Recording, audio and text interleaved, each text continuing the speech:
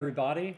My name is Brett Hurt, and I would like to welcome you to the audio and video recording of the Entrepreneur's Essentials. It's been a very interesting day here in Austin.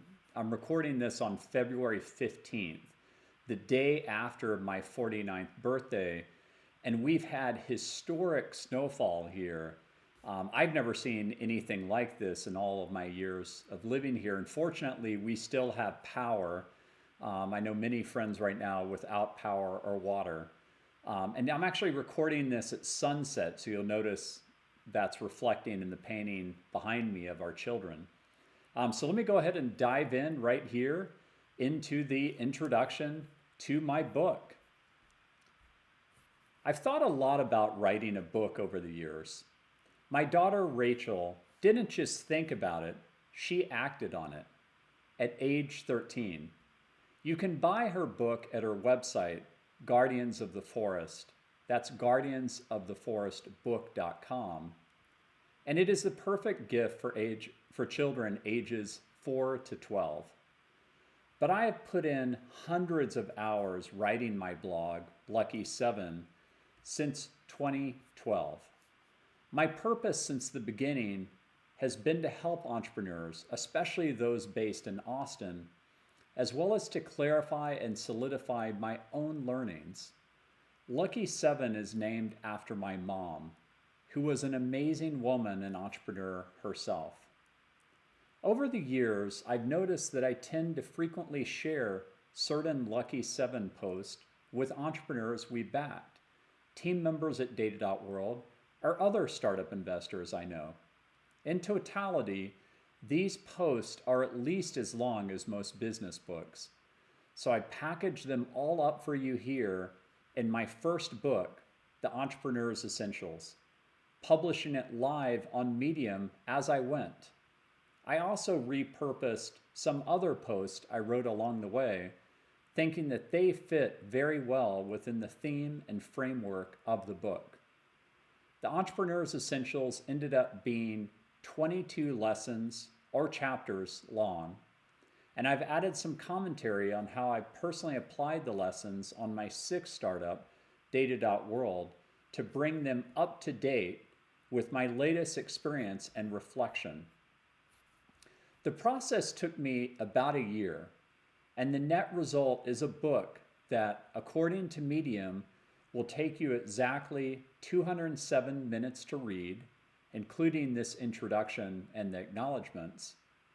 Each lesson/chapter is an average 8.6 minute read, and I encourage you to jump around as much as you want. Anytime you see the Entrepreneur's Essentials logo, you'll see back to contents underneath it, which will allow you to easily navigate back to the contents of the book. The contents, lessons, chapters are separated in 3 sections: founding, building, and helping. As I view these 3 phases as the phases of the entrepreneurial journey, Medium allows you to easily comment and highlight, and I encourage you to do so. It will help other readers as well as me. I would love for the Entrepreneur's Essentials to be an interactive dialogue rather than a monologue. As I boil down what the real goal of entrepreneurship is, it is to live a journey of meaning. No matter what religion you follow, meditative practice you engage in, or philosopher or role model you subscribe to, you'll learn that the secret to life is to live a life of meaning. Meaning is defined by you, and it is often very elusive to find your core truth. And although we often celebrate the hero entrepreneur, such as Steve Jobs, Elon Musk, Jeff Bezos, Bill Gates, and others, entrepreneurship isn't an individual journey. You absolutely need great people to go on the journey with you. Entrepreneurship is a team sport, and those people will need to identify with your meaning in order for you to have a very meaningful journey together. As we strive for meaning in our lives, as Viktor Frankl so eloquently described in his most important book, Man's Search for Meaning, we're on a quest when engaged in entrepreneurship. That quest can best be summarized in 3 stages: irrelevancy, relevancy, and number 3, the must-have. The irrelevancy stage is the hardest. Your family and friends may think you're nuts to put your ego out there in a way that you could fail. Entrepreneurship is celebrated, yes, but I know deep down that they will never, but most know deep down that they will never be brave enough to take that journey.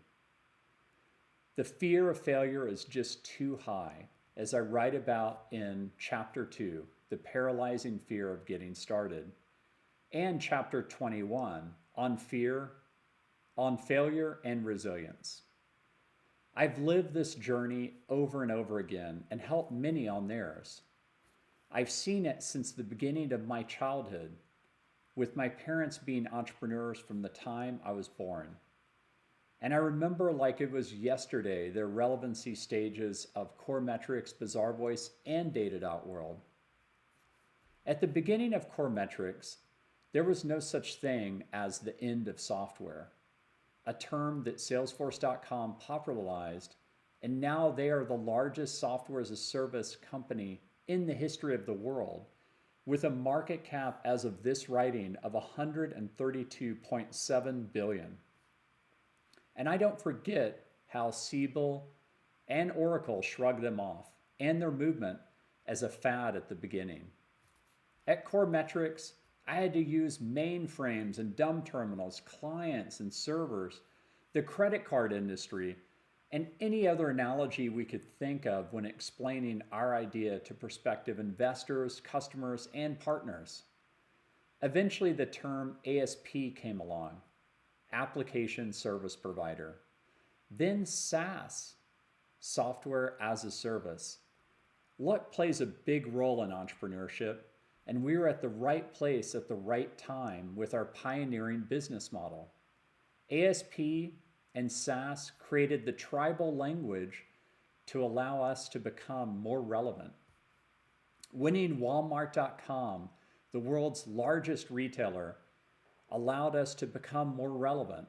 And then eventually, as we built the business retail customer win by retail customer win, we became known for the company we kept. We were asked to speak at conferences. Our customers would rave about us on stage. We held very popular client summits, and customers would talk about Core Metrics as a must-have to be a viable online business. It is important to note that we didn't design Core Metrics to attach to a new fad or movement of ASP or SaaS. Again, those movements didn't even exist at the beginning of our company. We did it because we believed in our hearts that it was what the customer needed to be successful. Retailers online were flying blind, and the existing solutions to provide the core metrics to run their business just weren't keeping up.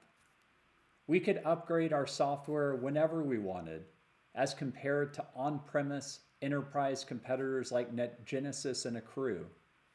We could install in weeks, as compared to NetGenesis and Accrue taking 9 to 12 months to do so, often with failed implementations.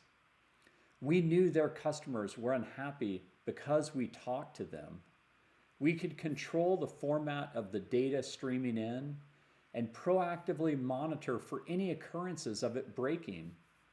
We could be very consultative with our customers, teaching them how to become proficient in using analytics to run their online business. We leveraged the software as a service business model to stress that last S, service. The delivery model was superior to our competitors, and eventually we disrupted them and became one of the global market leaders. We became a must-have in the industry, and even though the dot-com bust almost killed us, We recovered well and were eventually bought by IBM for almost $300 million. The journey for Bazaar Voice was similar. It was completely irrelevant at the beginning. Brent Barden, my co-founder, and I had left Coremetrics to start it together. We would build the voice of the marketplace. Bazaar Voice was named after Chapter 4 of the Clue Train Manifesto, the most important marketing chapter of any book I've read, as discussed in Chapter 7, What's in a Name. We would leverage the voice of the customer, starting with customer reviews all over the web, starting with retailers. Many of our colleagues at Coremetrics thought we were crazy to leave. Many of my industry friends serving as VPs of commerce at large retailers thought we were crazy.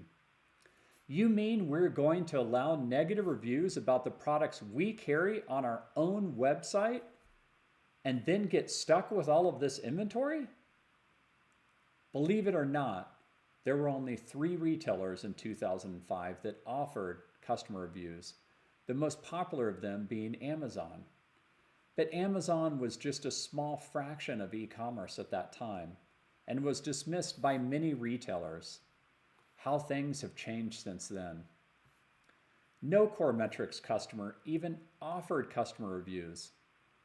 But then there was one that launched. Just weeks after we left Coremetrics, how lucky.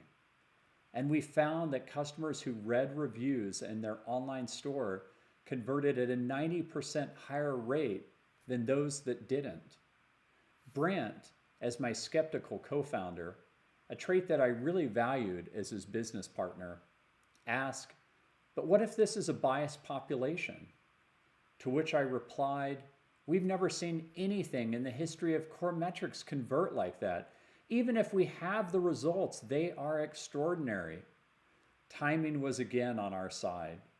We were the right people at the right moment in history to found Bazaar Voice. And speaking of luck, remember, this was 2005. Facebook was closed to the public.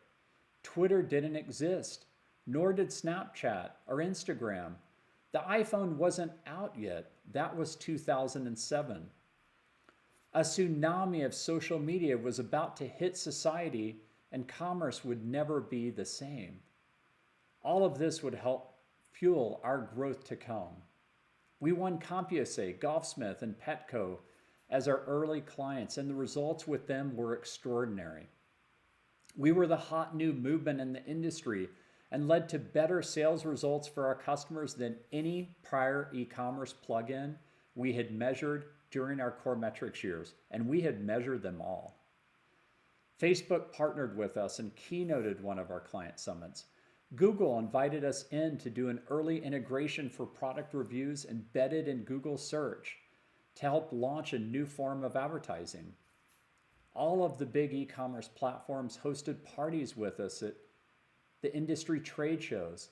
We grew very quickly from $0 to over 100 million in sales in just 6 years, culminating in an IPO with $1 billion market cap. We were rated the #1 company to work for in Austin when we were small, then medium, then large.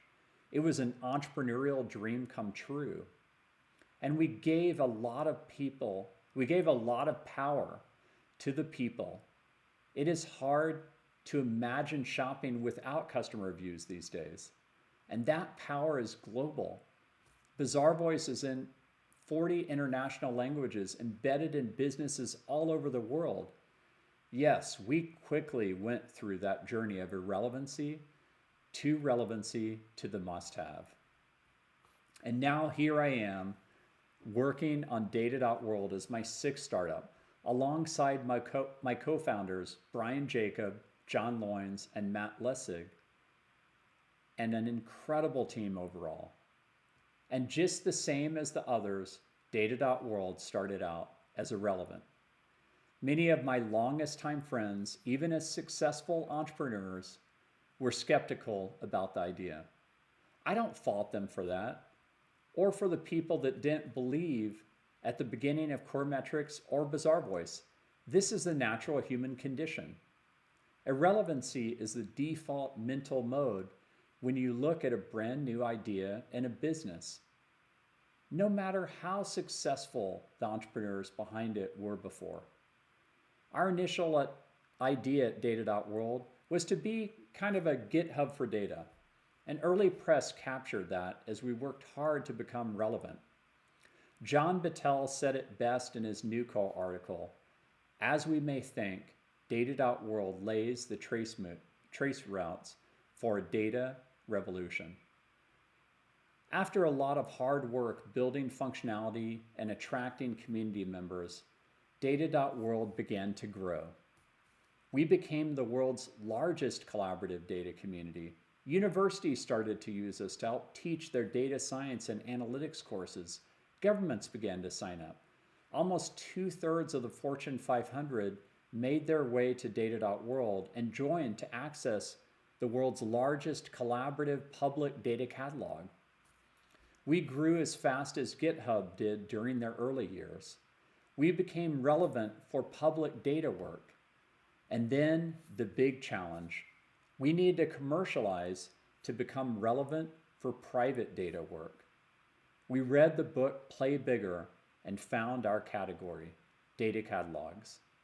And an especially memorable board meeting, we debated and discovered that we had been building a data catalog the entire time. We were actually the world's largest collaborative public data catalog.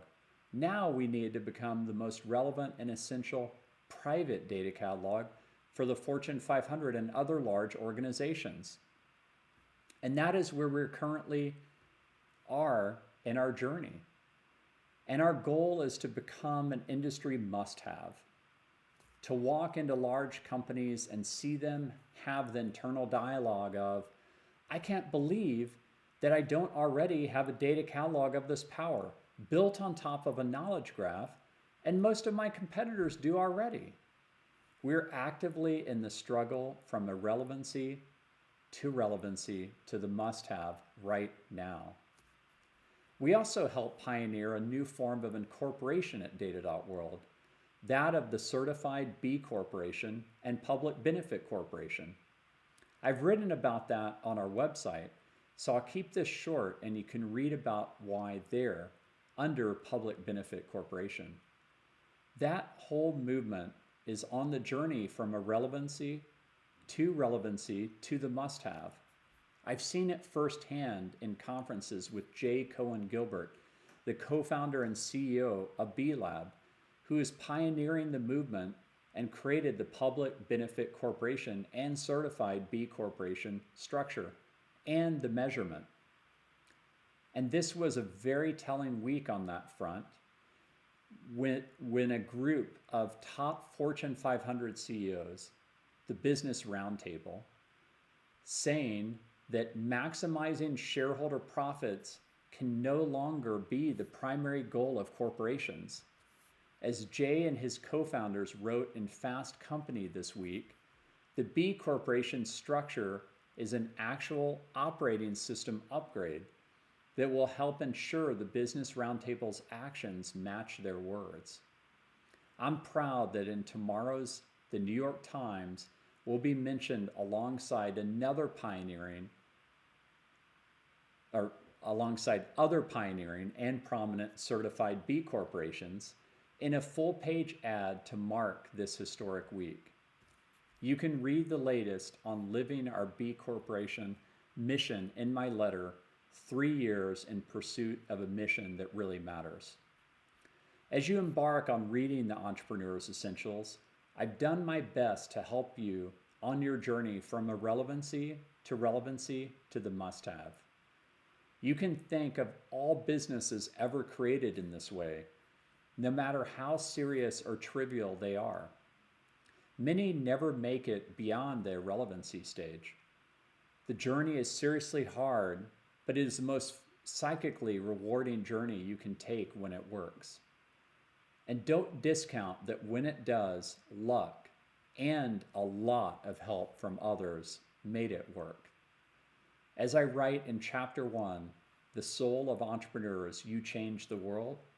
It is a beautiful struggle, and society needs more people like you to take that brave journey.